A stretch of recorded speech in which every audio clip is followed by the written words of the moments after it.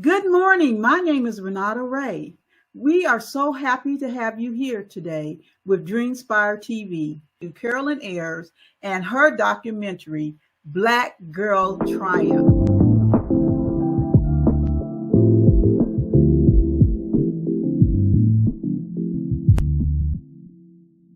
Hello, ladies. I wanted to tell you my purpose for creating this documentary. My reason for creating it is to encourage women everywhere to understand that they are not alone and to help them to move forward and pass the trials of their life. Being a survivor of domestic violence, I understand that some may feel like there is no way out and lose their life because they're hiding the abuse from their family or from someone that can help them.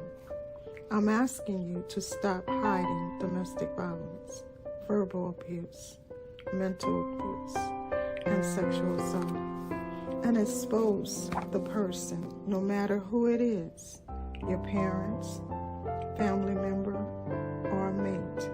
Stop allowing the enemy to intimidate you and fear to consume you. Your life depends on it. And God is waiting on you with open arms to free you from the misery that you are living. Good morning, Carolyn. How are you? Oh, I'm doing well. How are you doing? I am awesome. I am so privileged and honored to bring you on the show today to talk about this very important topic. Now, we just saw the trailer of the topic. Tell us what made you want to do this project and what do you want to accomplish with this project? Well, the documentary, is about my story, but I want the audience to understand that the documentary is about different stories. All of the stories, all the ladies involved have their own story, and it's not the same as my story. So we have different topics in the documentary about grief and change. So I want them to, and triumph. So, but my reason for doing the documentary is to empower women to speak up and not be silent about domestic violence, because that's my story. I'm a survivor of domestic violence, and I want women to understand that they don't need to hide it and not be ashamed of, going through it. But don't be silent about it, because their life depends on them speaking up. And so that's my reason for, producing this film, to touch women. Yes. Where did you come up with the name Black Girl Triumph? I'm a Black woman. I was a girl, because my story stems from my childhood, and I triumphed over the trauma that I went through. So that's how I created that name. I love that, because it could have been named so many other things, but there's life on the other side of that. There's triumph on the other side of that. I love that. That's right. That's right. Yeah, and that's what I mean. And like you said, I want for women of all color to realize that. I just named it because that's who I am, and I'm proud that I am a Black girl. But any woman out there in this world, wherever they're at, I want them to be able to overcome the trauma in their life. Amen. So we're going to watch a little bit more of the trailer, and then we're going to bring in some of these triumphant Black girls in the documentary. All right. Stay with us.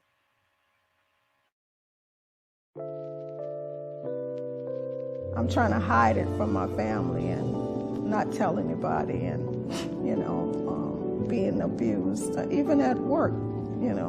He would come on my job and abuse me, so I was going to be tested to make sure he was fine, and the technician's face went blank. And I said, he's not here. And it was devastating. That was, sorry.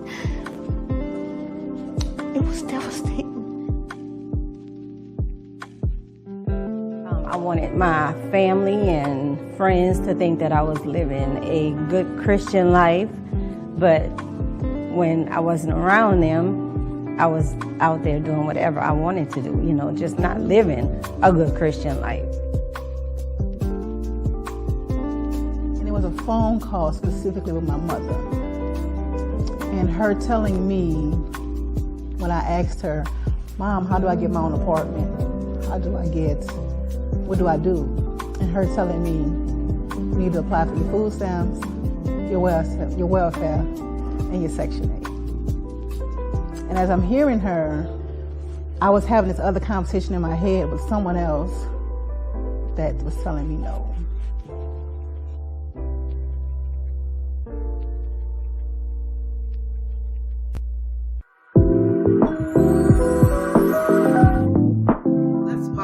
Let's bring in Felicia and Michelle from the documentary. Hey, ladies, how are you? Great. Good. There we go, Felicia. I'm so happy to have you here this morning. This is a very important topic, and it touches so many of us. I have a story, and so many other women also have stories as well. And sometimes we think, oh, it's never going to happen to me. I'm never going to be put in that situation. But thank you and bravo for your bravery to share your stories about what you have experienced, because each story is important and each story is different. And so, Felicia, I want to hear about your story. The clip inside, I got to know more about your story, and also why did you feel it important to participate in this document? As Ms. Carolyn said, we all have a different story. My story is about losing my children. I don't have any birth children of my own, so I lost 2 babies, stillborns, at different times. So that's what my story is about. It's about being a Black woman in my 40s, losing babies that I wanted, that I prayed for, and knowing at the end that that's not what God had for me. So being in the documentary, one, Miss Carolyn asked, and whatever she's asked of me, I'm going to make sure I show up and do it to the best of my ability. So she asked, and I was honored. And it's also been a healing process. It's been 11 years since I lost the last one, but it's also just part of my healing is to tell my story, to tell other women that have lost babies that it will be okay, that God has them, and whatever the plan is for them, no, there is a plan, there is a process that God has us on. Yes, there is, and there's so much love that we can give to others as well. Yes. But even to stop and acknowledge that, because a lot of people, they feel like, oh, just get over it, or, they weren't here or anything, but it's a loss that you incurred, and to triumphant over that, and also for that healing to take place. And for that love. Thank you so much for being a part of this. We're going to have a round table, so don't go anywhere. We're going to be talking to you later. We're going to bring in Michelle now. Thank you for being here, Michelle. Hi. How are you? I'm good. So I'm going to ask you some of the same questions. First of all, what made you want to participate in the documentary? And tell us a little bit about your story. What made me want to participate was Prophetess Carol, encouragement, first of all, and just letting other women know that mine wasn't so much about domestic violence, but emotional abuse with being in the wrong relationships. I was married 3 times, and each time God said no, but I did it anyway, and I heard him clearly, but I just never wanted to be alone. I guess I needed that. And just the things that I went through, and I wanted, other women to know that, you just really need to wait on God You know, I did not wait. I did what I wanted to do and paid a price for it. And it wasn't fair to my kids, you know, it wasn't fair to the person. It wasn't fair to God, you know. So, and I did a lot of things while in those marriages that I shouldn't have done. And, that, you know, I'm really not proud of, and just went through a whole lot of things, but God saw me through it, you know. But I thought I was, you know, hiding things from people. You know, I thought I can be a Christian in front of everybody else and then go out here and play around and do what I wanted to do. But God saw everything. So when I really started praying and seeking God when my last marriage failed, I mean, it just really turned my whole life around.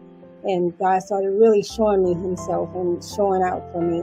That's when I knew that God carried me the whole time through all of it, and that if I can make it, and you know, anybody can make it through it. Because emotional abuse, I mean, it had me to a point where I didn't even want to live anymore. You know, I was so depressed, and so I had became suicidal, and I had to leave Louisiana, and that's how I come out here to St. Louis, because I was just that depressed. I had to leave, but God kept me the whole time. And emotional abuse is violence. It's domestic violence. And I want to be clear, because a lot of people think that domestic violence is just someone hitting you or physically harming you.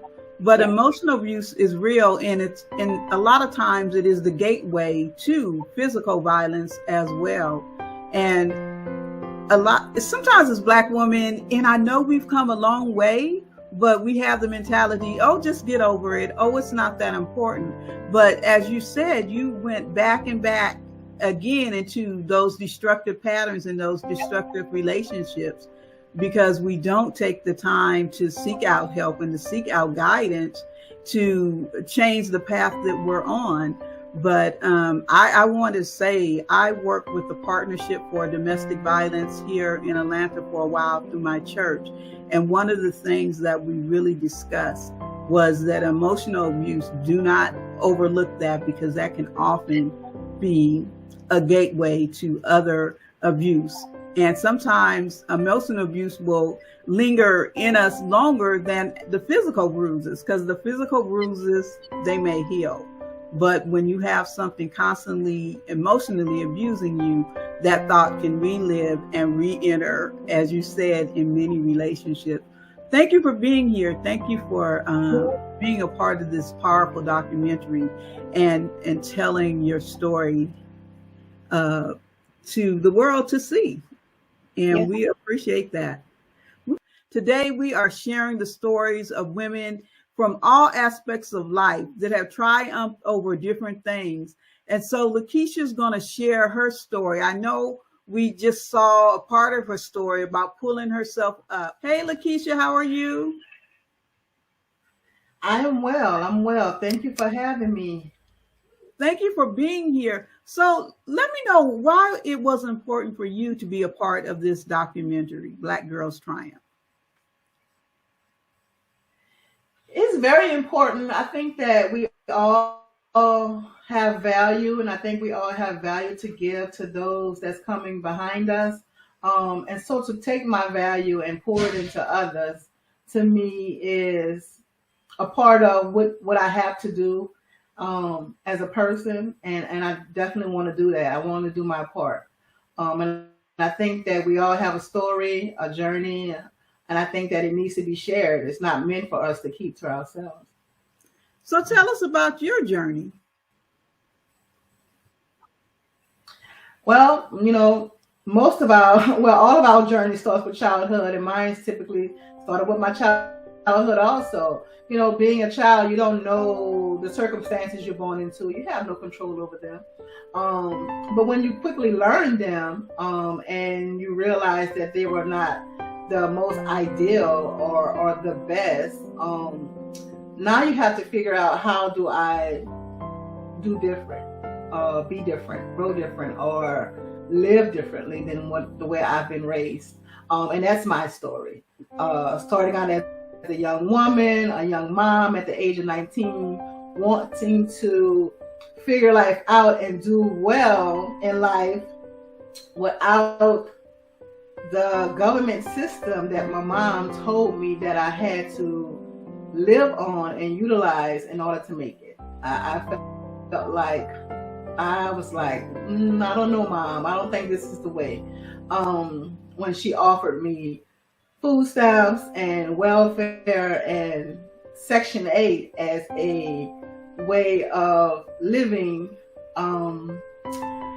just something inside of me felt like that wasn't the way, you know. And I had this resounding voice in my head telling me, no. I feel like that was the voice of God. I feel like there was the voice of better. I feel like there was the voice of my future, letting me know that, you know, hey, there was something different in store for me.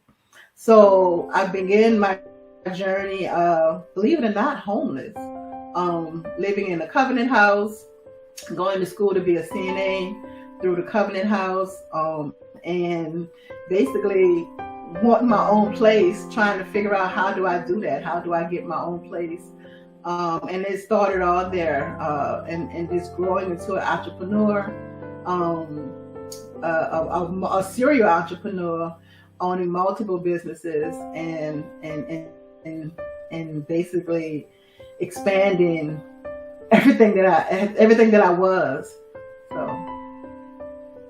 Well, thank you so much. And I love the part where you say you wanted more, you wanted better, not just more, but better for you. And you definitely have accomplished that by owning your businesses, picking yourself up.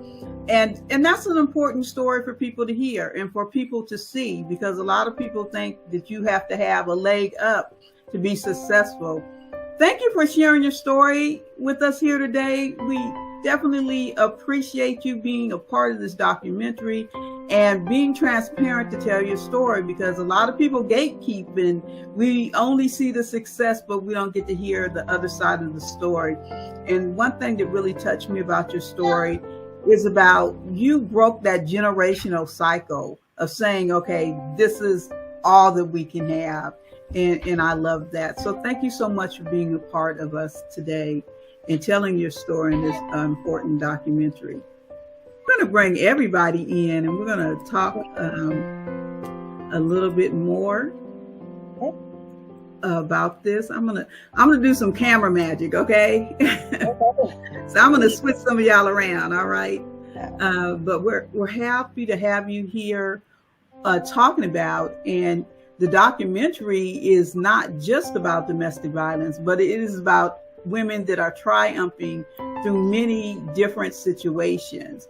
And it's important to tell our stories. It's important for the furtherance, because a lot of times we hide, and I'm gonna have Carolyn come back in and talk about the importance of not hiding.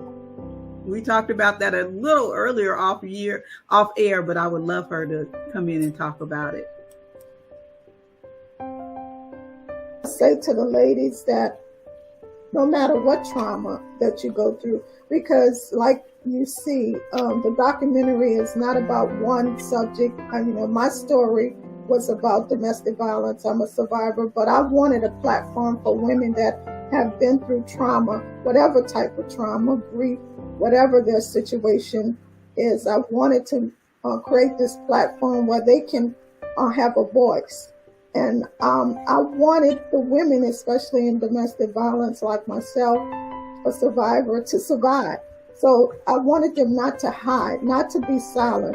I want them to be able to speak up, tell someone, let someone know, because being in a domestic violence situation, it is very, very detrimental to their health. And, I want to let them know that, to not be ashamed or not be fearful, to talk to someone, a friend, a family member, a church member, somebody, but not hide it.